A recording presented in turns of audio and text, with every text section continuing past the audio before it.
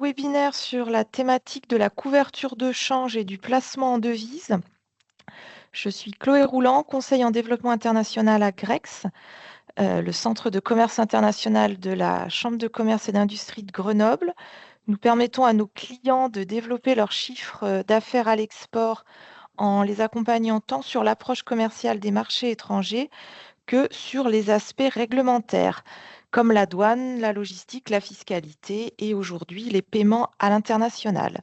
Nos intervenants pour cet atelier sont Nicolas Coste-Garriguet, responsable salle des marchés, et Jean-Christophe Bassot, responsable du département international à Banque Populaire Auvergne-Rhône-Alpes. Durant ce webinaire, ils vous présenteront les solutions pour gérer votre risque de change et également optimiser votre trésorerie de devises étrangères. Pour poser vos questions, vous pouvez utiliser le chat à votre disposition. Nous traiterons les questions à la fin du webinaire. Quant à la présentation, elle sera envoyée en version PDF aux non-adhérents Grex et les adhérents Grex pourront, comme d'habitude, de leur côté, la retrouver sur notre site Ecobiz. Je laisse la parole à Monsieur Bassot, qui va nous dire quelques mots sur Banque Populaire Auvergne-Rhône-Alpes. Et puis ensuite, Monsieur Coste-Garriguet prendra la main sur la présentation. Merci. Merci Chloé pour cette introduction. Je suis, alors désolé pour la voix, hein, je suis un peu pris ce matin. Jean-Christophe Bassot, donc directeur de l'international à la Banque Populaire Auvergne-Rhône-Alpes. Merci à vous tous de vous être connectés à ce webinaire, un webinaire dédié, comme l'a dit Chloé, à la gestion du risque de change et webinaire que j'ai grand plaisir à introduire ce matin.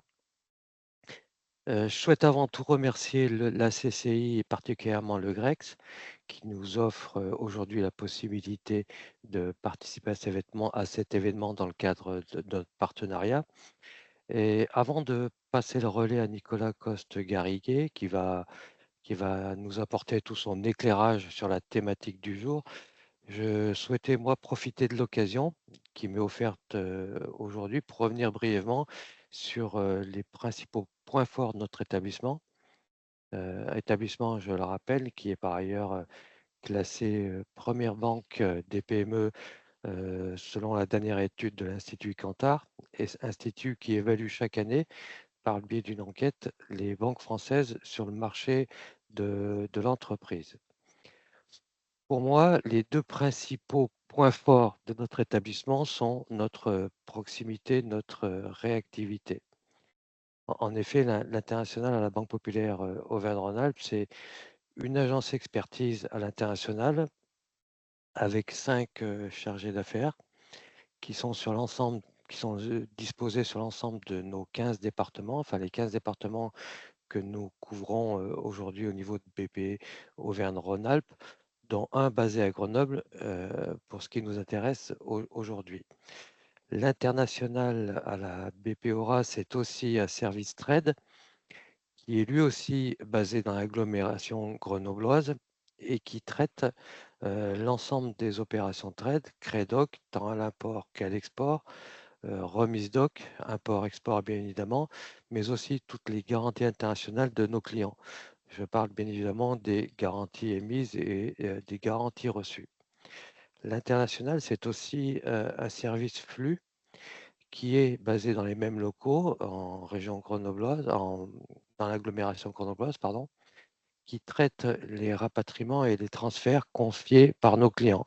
C'est pas loin de 14 milliards aujourd'hui d'euros débit crédit traités par la Banque Populaire Auvergne-Rhône-Alpes pour le compte de BPEA, mais aussi pour le compte de la Banque de Savoie, qui est une filiale de Banque Populaire Auvergne-Rhône-Alpes.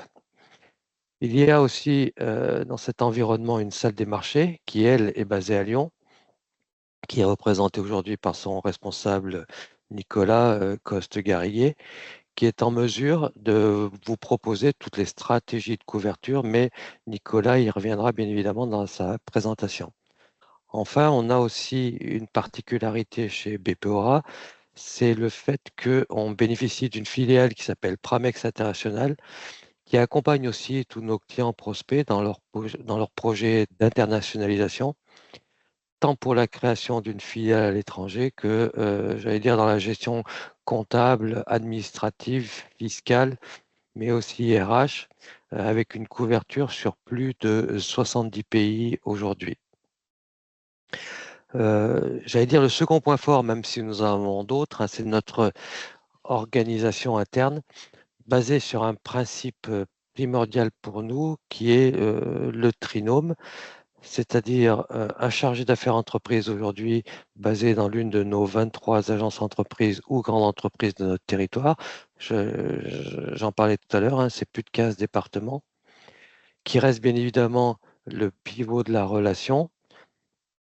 Ce chargé d'affaires travaille avec un chargé d'affaires international qui est dédié à chaque agence ou à chaque secteur géographique.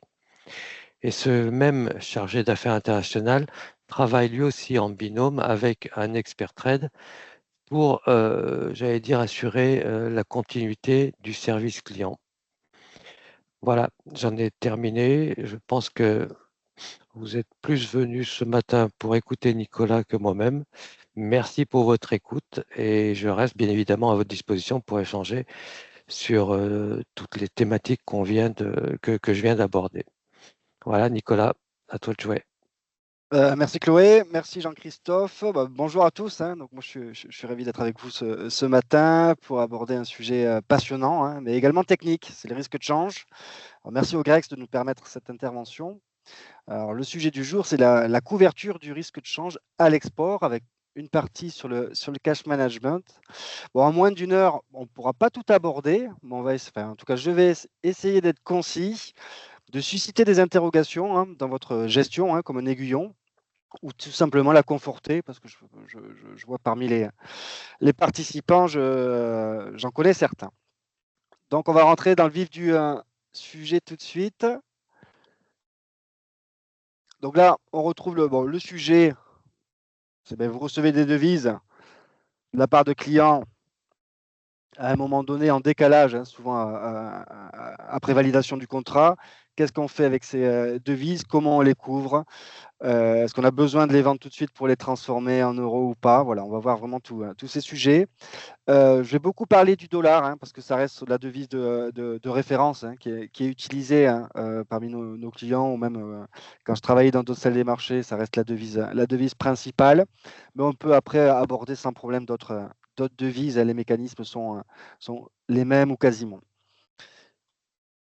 Alors, on va commencer. Pour commencer, on vous propose un sondage avec 2 questions qui vont apparaître. Je laisse Chloé reprendre la main pour ce sondage. Oui, merci. Alors effectivement, on va faire 2 sondages à la suite. La première question qu'on vous pose, c'est: réalisez-vous des opérations de change, oui ou non?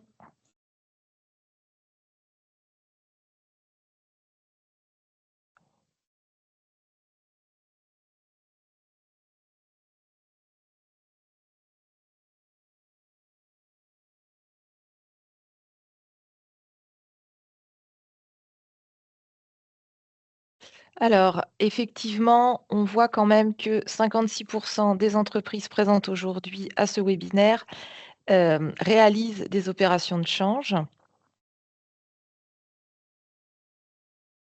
Voilà, donc un deuxième sondage, parmi celles d'entre vous qui réalisent, des opérations de change, est-ce que vous utilisez des outils de couverture de change? Oui ou non? J'attends d'avoir quelques réponses.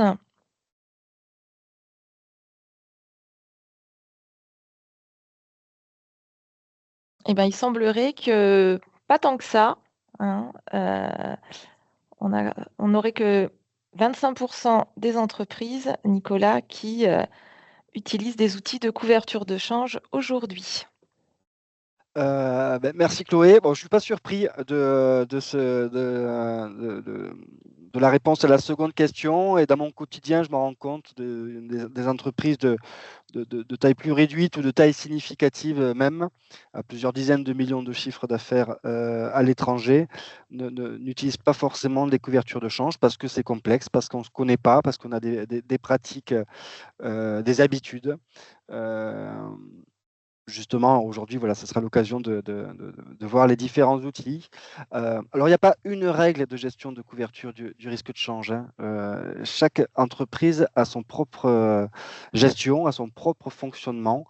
Et par contre, on peut utiliser de manière différente les outils. Le but, in fine, c'est de couvrir son risque de change et donc derrière, piloter sa marge et donc valider son résultat, hein. C'est ça qu'il y a derrière, hein.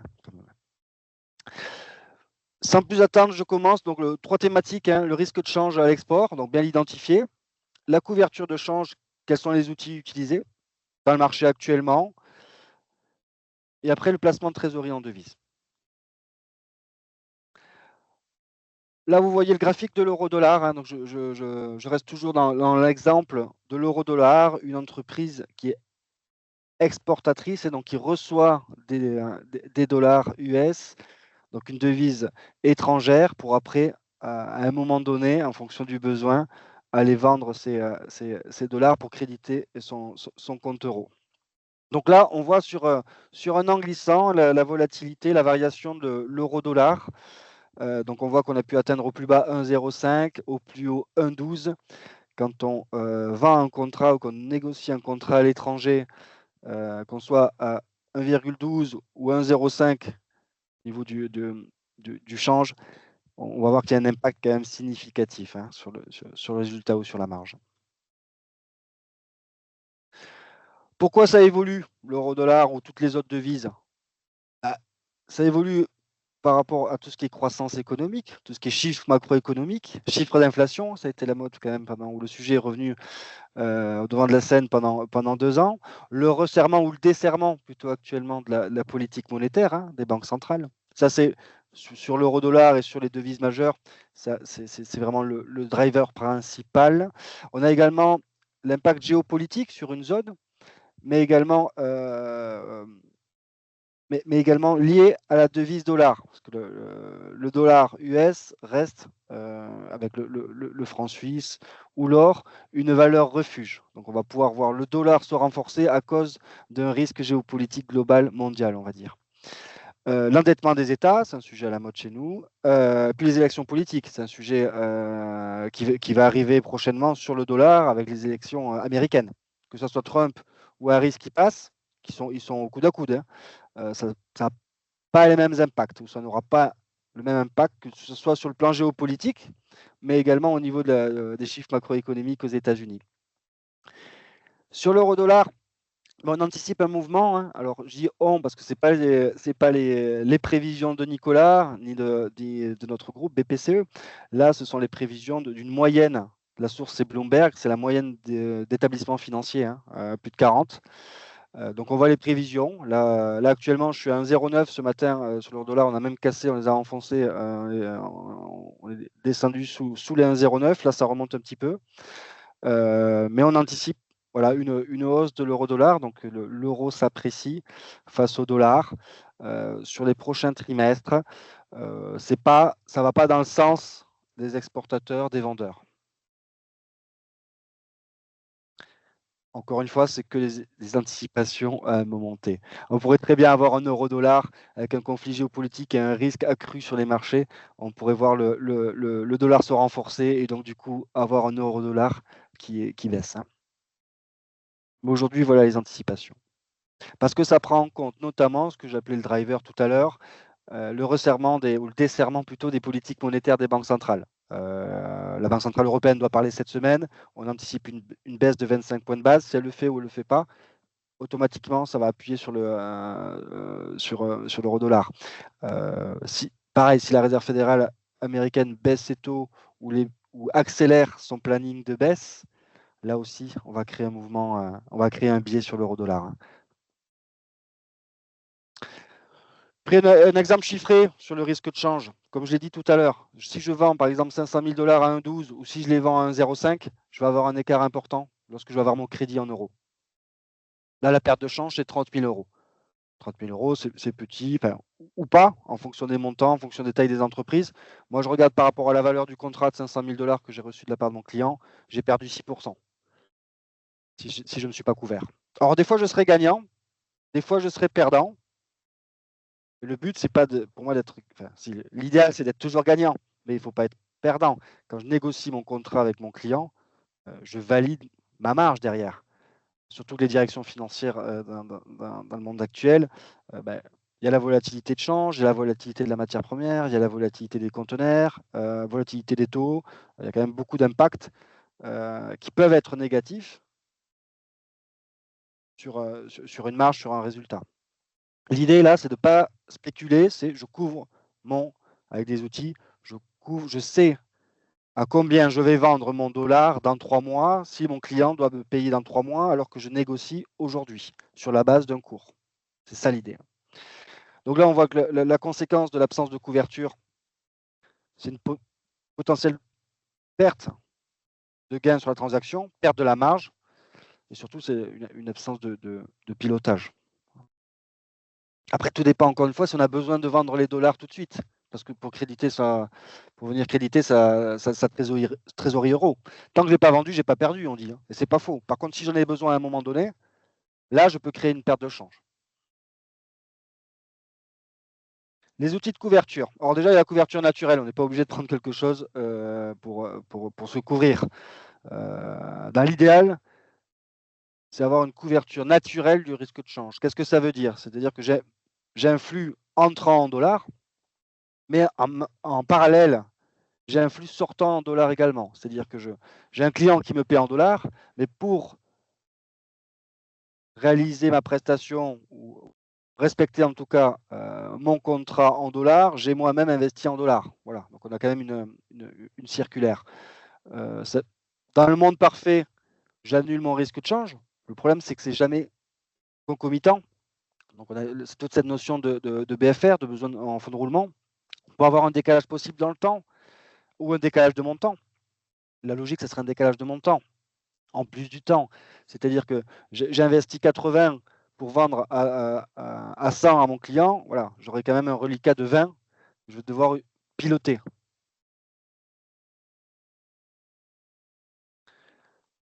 Après, on retrouve les outils traditionnels d'une couverture du risque de change. Alors, il y a le change au comptant que je ne rentre pas dans les outils de couverture. Ça peut être, on peut l'utiliser dans une stratégie de couverture de change pour éviter toute surcouverture, voilà, ou pour profiter d'un cours qui est plus attractif. C'est pour ça que j'invite toujours les entreprises à ne pas se couvrir à 100%, plutôt couvrir 80% de leurs besoins. Comme ça, déjà, ça évite la surcouverture parce que ça, après, ça peut coûter. Et puis après, il faut justifier quand même comptablement. Et le comptant permet de s'ajuster et de profiter d'un cours qui serait potentiellement plus intéressant. Après, il y a la couverture à terme, qui reste les outils de couverture pure et parfaite, notamment le terme fixe, on va revenir dessus, mais le problème du terme fixe, c'est qu'il est fixe, et donc ça manque de flexibilité. Donc là, on peut le coupler avec des swaps de change, avec certains établissements qui réalisent des cours historiques pour ne pas avoir d'impact de gain ou de perte de change. Et après, il y a l'outil qui est le plus utilisé par les entreprises en France, c'est ce qu'on appelle le terme à préavis, où là, on ajoute de la flexibilité contre une petite incertitude qu'on va voir. Après, enfin, il y a la dernière famille, c'est la couverture optionnelle. Là, ça reste un outil de diversification, ou si une direction financière a la nécessité d'aller chercher un cours meilleur que le marché, en contrepartie, elle devra accepter un risque supplémentaire. La couverture de base, si par exemple on a couvert 80% pour moi, sur les 80%, il va y avoir presque au moins 75% déjà de couverture à terme, que ce soit terme fixe de change ou terme à préavis, parce que c'est de la couverture certaine. Encore une fois, on n'est pas là, l'objet de la société n'est pas de spéculer sur une devise, c'est de juste faire du résultat et de maîtriser son résultat. Dans les couvertures optionnelles, il y en a qui ont plus ou moins de risques. Il y en a que je ne considère pas vraiment comme un outil de couverture. Personnellement, le terme accumulateur n'est pas pour moi un outil de couverture. l'accumulateur est un outil de diversification. Parce qu'on accumule des dollars par rapport à une évolution entre des bornes. Mais si on n'est pas dans les bornes, on n'accumule pas, donc on n'a pas de couverture. L'option de change est intéressante, l'option de change. Par contre, elle est très chère. Il faut acheter une option, on achète une assurance. Par contre, il y a d'autres outils optionnels qu'on appelle par exemple le terme évolutif et qu'on va voir aujourd'hui. Où là, on peut avoir une couverture certaine contre un aléa, souvent une asymétrie des montants, mais on est sécurisé et on peut aller profiter d'une évolution favorable de l'euro-dollar jusqu'à un certain niveau. Ça, c'est quelque chose qu'on travaille plus, clairement. Et on rentre dans un vrai outil de couverture. Là, quand j'ai fait mes simulations de cotation, je suis parti sur le change au comptant. On était à 0,964, hein, donc plus défavorable qu'aujourd'hui pour un vendeur de dollars.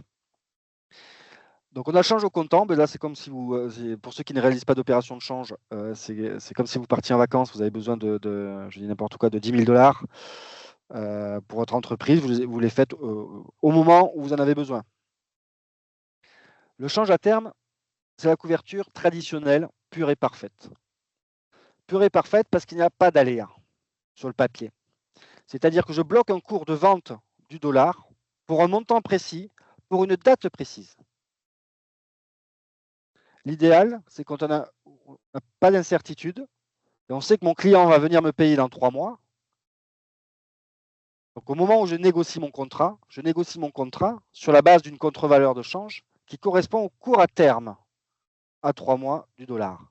Par exemple, quand j'étais à 0,964 sur le change au comptant, au change spot, le change à terme était à 1,1003 dans 3 mois. Quoi qu'il arrive, l'opération se réalise. Que le cours de l'euro-dollar soit monté à 1,20, 1,25 ou à la parité, je devrais vendre mes dollars à 1,10.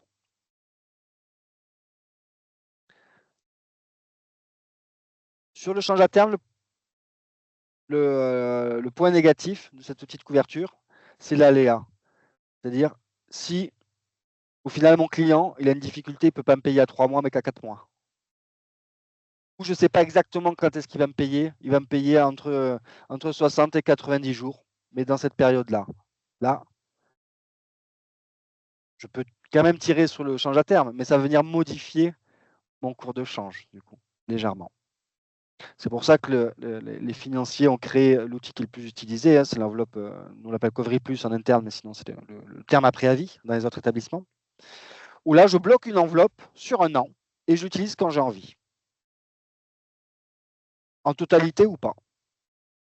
Là c'est presque le produit magique, sauf que quoi qu'il arrive, au bout d'un an, je dois utiliser mon enveloppe. Et un point négatif également, c'est que j'ai bloqué le cours de change sur un an sur la base du cours comptant ou spot, mais je dois appliquer à chaque levée des points de terme. Et les points de terme, en fonction des devises, ça peut venir améliorer le cours ou dégrader le cours. Sur l'euro-dollar actuellement, les points de terme qui correspondent au différentiel de taux entre les deux zones, donc euro et dollar, comme les taux dollars sont plus importants que les taux euros, on va venir ajouter des points. Donc ça va venir dégrader le cours de change d'un 0,964 pour les vendeurs de dollars. On serait dans le sens, j'achète des dollars, ça va venir bonifier le cours par contre. Donc là, j'ai pris l'exemple du change à terme fixe, où là vraiment, on bloque ce cours de change à un cours précis, et peu importe où va se situer l'euro-dollar, à l'échéance qu'on a fixée à l'avance, je vais avoir le débit et le crédit mes trésoreries. Moi, j'aime bien parler directement en euros, hein, comme on l'a vu sur le risque de change. Donc là, c'est l'exemple. C'est une entreprise, elle a signé un contrat de 100 000 $. Le client, il doit vous payer dans 3 mois.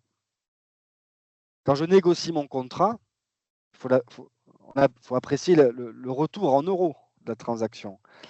Mais je ne vais pas regarder le cours comptant. Souvent, les entreprises font ça et c'est une erreur pour moi. Il faut apprécier la contre-valeur euro par rapport au cours à terme dans 3 mois.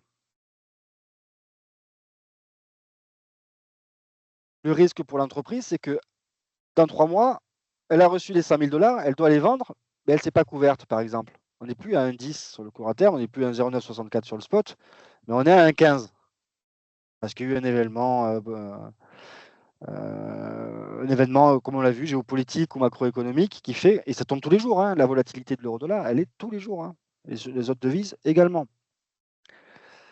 Mais si la marge de l'entreprise était 10%, par exemple, sur le produit, et que l'euro-dollar, on n'est pas à 1,10, mais on est passé à 1,20, bah, j'ai déjà perdu mes 10%. J'ai perdu normalement, l'opération est. Si c'est binaire, l'opération est flat, c'est-à-dire que je ne gagne pas d'argent à avoir fait ce contrat avec mon client. Normalement, une entreprise qui se couvre contre le risque de change avec du change à terme, c'est après validation du contrat avec le client, elle appelle une salle des marchés et elle bloque l'euro-dollar pour vendre les 100 000 $, 23 mois, à 1,1003. Et à l'échéance des 3 mois, l'opération se génère automatiquement. On débite le compte dollar de 100 000 $ et on va créditer le compte euro, dans mon exemple, de 90 884 €. La question qu'on peut se poser, c'est, mince, mon client, il a un décalage. Il ne peut pas me payer dans 3 mois. Dans ce cas, si on a mis en place la couverture de change à terme, on peut venir réaliser ce qu'on appelle un swap de change. Swap de change, ça me permet de proroger la couverture à terme.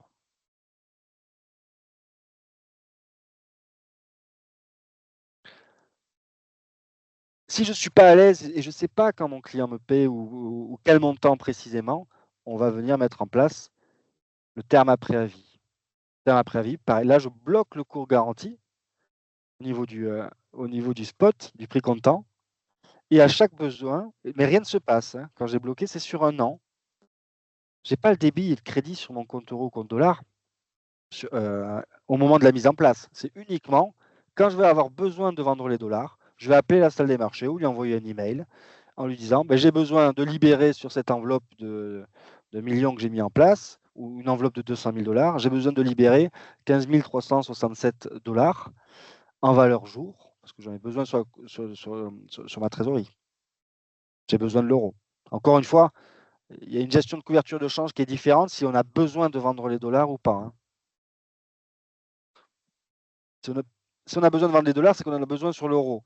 Après, si on n'a pas besoin de les vendre, on peut attendre éventuellement. Et là, on verra l'autre sujet tout à l'heure, le cash management. Parce que si je conserve mes dollars, je ne vais pas les laisser dormir. Il faut que j'ai la même vision que le cash management, donc le pilotage de ma trésorerie ou l'optimisation de ma trésorerie avec des placements.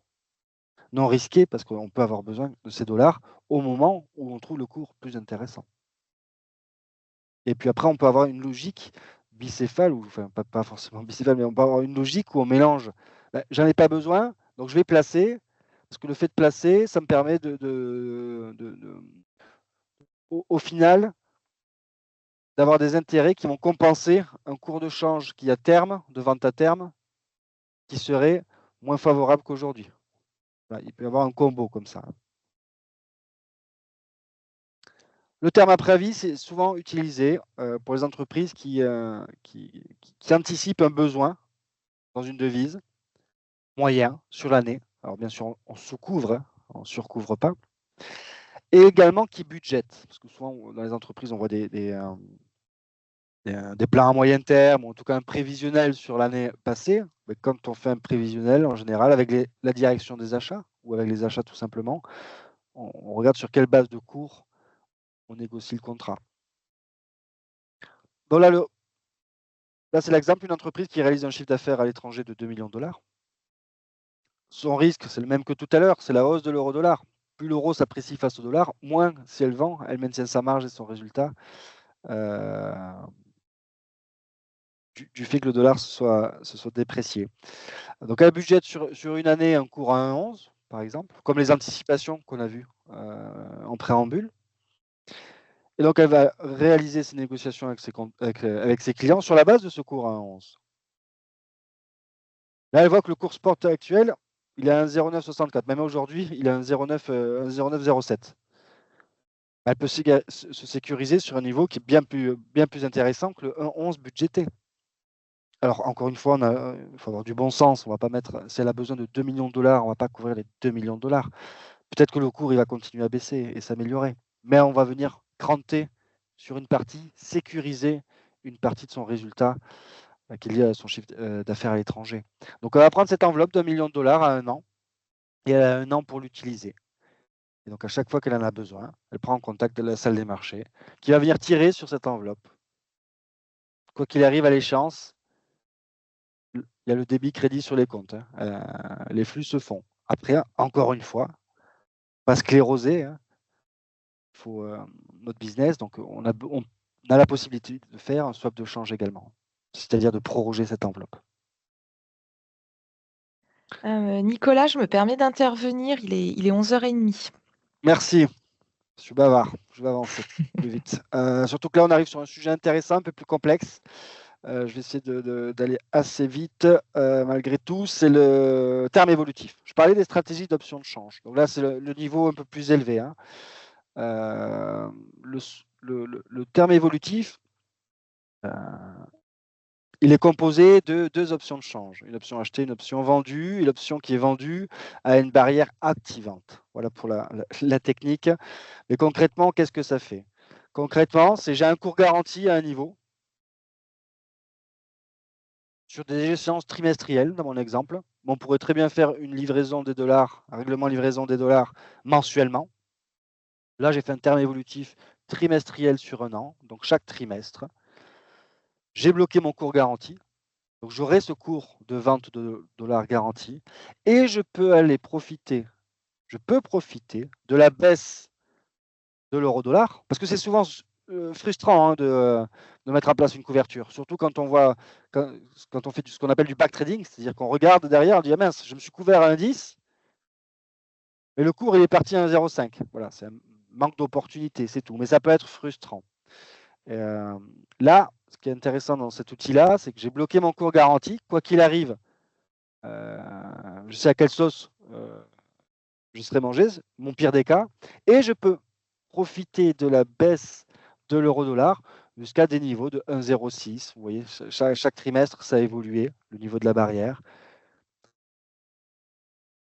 C'est un outil de diversification. Pourquoi on arrive à bonifier tout ça? Alors déjà, on voit que le cours garanti, si on regardait par rapport à un cours à terme sur 1 an, il est plus intéressant. On a rendu le cours garanti plus intéressant parce qu'on a réalisé une asymétrie sur les montants. En fonction des cas, à l'échéance trimestrielle, je peux acheter, là, dans mon exemple, 400 000 ou 800 000. En termes de montant, je le dis, chez nous, on peut mettre en place, on pourrait très bien mettre en place un terme évolutif sur 1 an à partir de montants 100 000 ou 200 000. Voilà, donc à chaque échéance trimestrielle, j'achète 100 000 ou 200 000. Alors, qu'est-ce qui se passe à chaque échéance trimestrielle? Il y a 3 possibilités. Je suis supérieur au cours garanti. Eh bien là, j'ai ma vraie sécurité. Je peux vendre, dans mon exemple, les 400 000 dollars à 1,1075 alors que le marché est à, on va dire, 1,13. Si l'euro-dollar, il est entre le cours garanti et le niveau de la barrière, donc par exemple, le 31 janvier 2025, je suis entre 1,1075 et 1,0625, je suis à 1,08 par exemple, là, l'entreprise fait ce qu'elle veut. Soit elle fait rien du tout, soit elle achète au comptant le montant dont elle a besoin. Le troisième scénario, c'est le cas le moins intéressant, c'est si l'euro-dollar est inférieur à la barrière, donc c'est-à-dire effondrement de l'euro-dollar, je suis descendu à 1,04, là, je vais devoir prendre, dans mon exemple, les 800 000 à 1,1075. Lorsqu'on construit ce genre d'outil, il n'y a pas un produit phare. Lorsqu'on le construit, on essaie de mettre un niveau de barrière qu'on ne pense ne pas voir, on ne le sait jamais, mais le plus loin possible du cours garanti. Quoi qu'il arrive, il n'y a pas d'outil magique, il faut juste trouver un outil qui est adapté ou un ensemble d'outils adaptés au fonctionnement et à la gestion de l'entreprise. Je passe rapidement placement de trésorerie en devise, 3 outils. Le compte rémunéré, les entreprises peuvent proposer, pas toutes, les banques en tout cas, les comptes rémunérés en devise. Il y a les comptes à terme en devise aussi, qui sont rarement utilisés, je trouve. Et puis après, un produit plus technique qui s'appelle le Dual Currency Deposit, où là, il faut avoir une trésorerie multidevise et être considéré comme professionnel des marchés financiers, c'est-à-dire avoir 2 des 3 critères validés. C'est soit un chiffre d'affaires supérieur à 40 millions, soit un total bilan supérieur à 20 millions, ou avoir des fonds propres à hauteur de 2 millions. Voilà. Dès qu'on a les critères, on peut utiliser ce type d'outil. Compte rémunéré, c'est un compte dollar, compte courant, qui va être rémunéré. Traditionnellement, c'est à SOFR. SOFR, c'est l'indice qui a remplacé le Libor dollar. Donc SOFR, maintenant on dit. SOFR moins X, moins quelque chose. C'est ça. Donc là, c'est dès que vous recevez les dollars, en fait, si vous ne voulez pas les vendre tout de suite, vous les laissez et ils sont rémunérés. Là, le capital est garanti. On n'est pas dans un produit risqué. Hein. Le point négatif du compte rémunéré, c'est souvent les banques demandent un pied de compte minimum pour ça. Par contre, ce qui est intéressant, c'est qu'il y a une rémunération au jour le jour. On prend en compte au jour le jour le montant et c'est versé chaque mois hein, ou chaque trimestre en fonction des banques. Hein, donc tout est pris en compte. Et le dollar peut être à tout moment vendu si le cours il est descendu, ou vous pouvez virer les dollars si vous avez besoin de faire un virement à l'étranger. Là, je vous ai mis des cotations indicatives de compte à terme. Donc là, c'est un compte à terme. Si je place pendant un mois, par exemple, mes dollars, ça, c'est accessible normalement à partir de 100 000 dollars. À partir de 100 000 dollars, ou si 125, il peut y avoir des chiffres plus précis, hein, je peux placer mes dollars. Là, les taux, ils ont un peu plus baissé, mais je prends un exemple. Donc, je place pendant un mois 4,75 mes dollars. Là, actuellement, on est plutôt à 4,50 mais il y a des fluctuations sur le marché des taux, mais c'est plutôt 4,50 sur un mois. On peut aller sur une période plus longue si on n'a pas besoin des dollars et ou pas tout de suite, ou si le cours de change ne nous convient pas, tout simplement. Ça, il n'y a pas de frais de mise en place. Enfin, en tout cas, chez nous, il n'y a pas de frais de mise en place. Au lieu que j'ai 120 000 dollars qui dorment sur ma trésorerie, je ne suis pas pressé de les vendre, c'est toujours mieux de les placer et gagner quelques euros. Ça paiera les frais bancaires ou les frais d'autres prestataires. Donc ça, souvent, c'est pas étudié. Ça. Et j'ai mis le dollar, le sterling, donc GBP et le dollar canadien, parce qu'on est sur des taux qui rémunèrent plus que l'euro actuellement. Hein. Parce qu'on pourrait très bien se dire, donc, je vais vendre les dollars et plutôt les placer sur mon compte à terme en euros. Les comptes à terme en euros ils sont rapprochés bien rapprochés des 3%. Hein. Souvent, on peut faire une sortie anticipée sur ces comptes à terme dollars, mais ça va être sur la base d'une valorisation de produits dans le marché. Donc, on peut avoir une perte en capital. Donc, ce n'est pas l'idée. Hein. On est sur du placement de trésorerie. Là, l'idée, c'est de faire plutôt des durées courtes, donc inférieures à 12 mois. Et par contre, le capital est bien sûr garanti à l'échéance. Après, c'est possible de dire, tiens, j'ai 300 000 dollars, je vais faire 100 000 dollars à un mois, 100 000 à 3 mois et 100 000 à 6 mois. C'est pareil. On peut travailler dans ce sens-là. Depuis que les taux dollars se sont renforcés, depuis 2-3 ans, on en fait de plus en plus. Donc quand même, hein. Pour terminer, le Dual Currency Deposit, alors c'est un outil pour les entreprises qui sont multi-devises, c'est-à-dire ou multi-trésorerie, qui ont une trésorerie en euros ou en dollars et qui ont des besoins dans les deux sens. Donc par exemple, je viens placer 500 000 dollars à un mois et j'ai un taux d'intérêt à 8%. Là, vous allez me dire, mais il y a un loup. Non, il n'y a pas un loup. On sait d'avance. Pourquoi ça génère 8%? Pourquoi ça génère 8% à un mois? C'est parce que dans un mois, à l'échéance, vous allez toucher les 8%, quoi qu'il arrive. Mais après, soit vous allez être converti en euros, soit vous restez en dollars. L'intérêt, c'est de mettre un cours, et le cours de conversion est connu à la mise en place, de mettre un cours de conversion qui est plus intéressant que le cours du marché, à terme. Là, dans mon exemple, on voit que le prix d'exercice, il a un 10, donc moins intéressant que le cours à terme, mais c'est parce que j'ai mis un taux d'intérêt à 8%. Le fait de toucher les 8% permet de compenser largement l'écart entre le prix d'exercice à l'échéance potentielle, hein, on ne le sait pas, hein, ou le cours à terme. Pourquoi on ne sait pas? Parce qu'on doit attendre l'échéance. À l'échéance, on regarde où est le cours. Est-ce qu'il est supérieur au indice ou est-ce qu'il est inférieur au indice? S'il est supérieur au indice, quoi qu'il arrive, je vais vous verser vos intérêts et vous restez en dollars. Et après, vous pouvez refaire un dual currency deposit, ou le placer en compte à terme, ou le vendre, ou le virer. En revanche, si on est sous le prix d'exercice, là, vous touchez quoi qu'il arrive les 8%, et après, on va venir vendre les dollars sur la base du cours de l'indice. Donc voilà, il faut avoir cette capacité à vouloir avoir besoin des euros ou des dollars. Quand on a beaucoup de dollars à placer, mais qu'on n'est pas obligé de les vendre tout de suite, on peut aller chercher ces rémunérations-là. Et si on bascule en euros, lorsqu'on est en euros, on peut faire un dual currency deposit de l'autre côté. C'est plus un dual currency USD, mais un dual currency euro. Et là, vous pouvez basculer ou pas. Mais quoi qu'il arrive, il y a toujours un taux d'intérêt qui est plus attractif que le marché contre cet aléa. C'est un produit un peu plus scientifique, un peu plus complexe. Voilà ce que je voulais vous présenter aujourd'hui.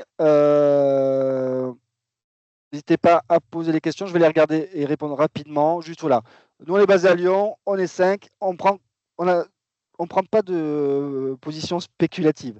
Ce que le client traite, c'est ce qui correspond à son besoin. Je n'ai aucun intérêt à vendre un outil plus que nôtre. C'est pareil pour moi. Donc on n'a pas de position, donc pas de spéculation, rien sur nos fonds propres. C'est ça le côté coopératif de Banque Populaire.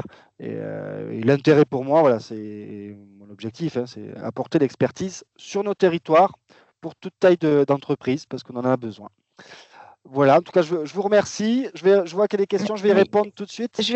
Merci Nicolas, je vais les prendre les questions et vous les poser.